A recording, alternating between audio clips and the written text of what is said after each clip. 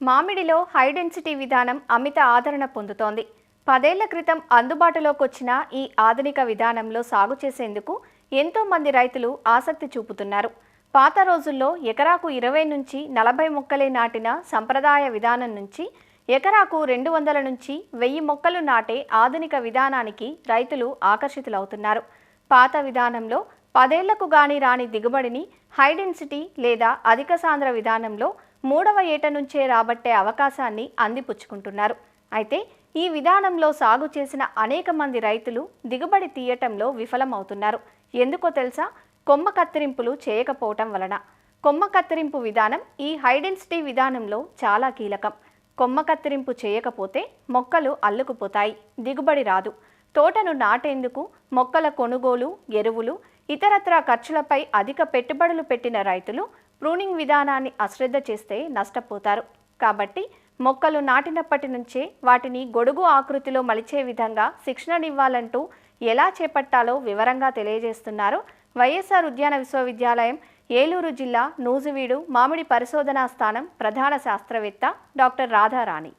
చాలామంది రైతులు ఇప్పుడు మామిడి వేసుకోవాలంటే high density, ultra high density అంటే అధిక సాంద్రత, అత్యధిక సాంద్రత పద్ధతుల్లో వేసుకుంటున్నారు.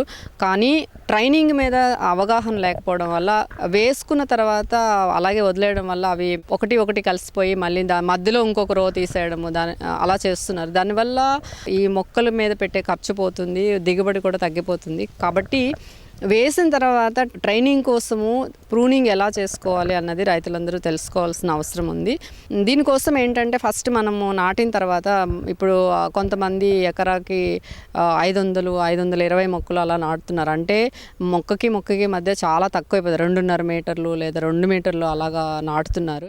దగ్గర వేసినప్పుడు మనము కొన్ని కొమ్మలు తీసేయాల్సి ఉంటుంది. అంటే మనం ఒక షేపు ఉండాలి, అంటే ఇన్ని కొమ్మలే ఉండాలి. ఎందుకంటే పక్క చెట్లు కొమ్మలు పెరిగిపోయి ఒకటి కలిసిపోతే మళ్ళీ గాలి వెలుతురు ఆడక తెగుళ్ళు వస్తాయి, పురుగులు వస్తాయి. వాటిని కంట్రోల్ చేసుకోవడానికి మళ్ళీ ఖర్చు ఎక్కువ పెట్టాల్సి వస్తుంది. అలా కాకుండా నాటినప్పటి నుంచే మనము మొక్కని ఒక షేప్ కోసం మనం ప్రూనింగ్ చేసుకోవాల్సి ఉంటుంది. ఇది ఎలా చేయాలంటే నాటిన తర్వాత ప్రధాన కొమ్మ ఏదైతే ఉంటుందో ఆ కొమ్మ 1 మీటర్ ఎత్తు వరకు పెరగనివ్వాలి. పెరిగిన తర్వాత ఒక 90 సెంటీమీటర్ల దగ్గర మనం కట్ చేసినట్లయితే అక్కడ నుంచి పక్క కొమ్మలు వస్తాయి. మనకి పక్క కొమ్మలు కూడా చాలా కొమ్మలు వస్తాయి. కేవలం 3 లేదా 4 కొమ్మలు, అంటే 3 వైపులా లేదా 4 వైపులా ఉండే 4 కొమ్మలు దూరంగా ఉండాలి. ఒక కొమ్మకి కనీసం ఒక 15 సెంటీమీటర్లు 20 సెంటీమీటర్ల దూరం ఉండే కొమ్మలు మాత్రమే సెలెక్ట్ చేసుకుని బలంగా ఉన్న కొమ్మలు ఉంచి మిగతా కొమ్మలు తీసేస్తూ ఉండాలి. సో మనకి ఏంటంటే ప్రధాన కాండం ఒకటి ఉంటుంది, పక్క కొమ్మలు 3 మాత్రమే ఉంటాయి, 3 లేదా 4 ఉంటాయి. ఇలాంటివి ఉంచుకుంటే వీటిని ప్రధాన కొమ్మలు అంటాం. ఇది ఎప్పుడు చేయాలి? మొదటి సంవత్సరం చేస్తాం. రెండో సంవత్సరం వచ్చినప్పటికీ ఈ ప్రధాన కొమ్మల మీద మళ్ళీ కొమ్మలు పెరుగుతాయి. సేమ్ మనం ప్రధాన కాండం మీద ఎలా చేస్తామో ఈ ప్రధాన కొమ్మల మీద కూడా ఏం చేయాలంటే ప్రధాన కొమ్మ మళ్ళీ ఒక 90 సెంటీమీటర్ల దగ్గర కట్ చేసినట్లయితే ఆ కొమ్మ మీద మనం ద్వితీయ కొమ్మల్ని సెలెక్ట్ చేసుకోవాలి. అవి కూడా 15 సెంటీమీటర్ల దూరంతో ఉండే బలమైన కొమ్మలు మాత్రమే ఉంచి మిగతావి తీసేయాలి. ఇవి ద్వితీయ కొమ్మలు. అలాగే ద్వితీయ కొమ్మల మీద వచ్చే తృతీయ కొమ్మలు కూడా 3 లేదా 4 ఉంచాలి. కేవలం మనకి ఎన్ని ఉంటాయి? ప్రధాన కొమ్మలు 4, దాని మీద వచ్చే 4 4 16, 16 4 64. తృతీయ కొమ్మల మీద వచ్చే చిగుర్లకి పూత కాత వస్తుంది.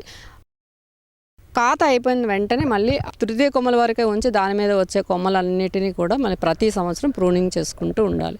ఈ విధంగా చేసుకున్నట్లయితే మొక్క సైజు మనకి అందుబాటులో ఉంటుంది, ఒక షేప్లో ఉంటుంది, గొడుగు ఆకారంలో ఉంటుంది. వచ్చిన ప్రతి కాయకి మనం కవర్లో కట్టుకోవచ్చు. కవర్లు కట్టుకుంటే ప్రీమియం ప్రైస్ వస్తుంది. ప్రతి సంవత్సరము ఆ తృతీయ కొమ్మల మీద వచ్చే కొమ్మలు మాత్రమే కట్ చేసుకుంటే సరిపోతుంది.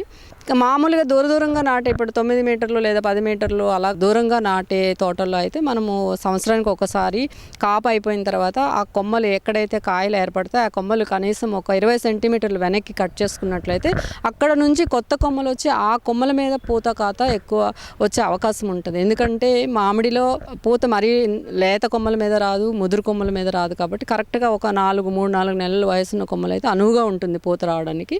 దీనికోసం మీకు పనిముట్లు కావాలంటే కూడా మనకి గవర్నమెంట్ సబ్సిడీ మీద ఇస్తుంది.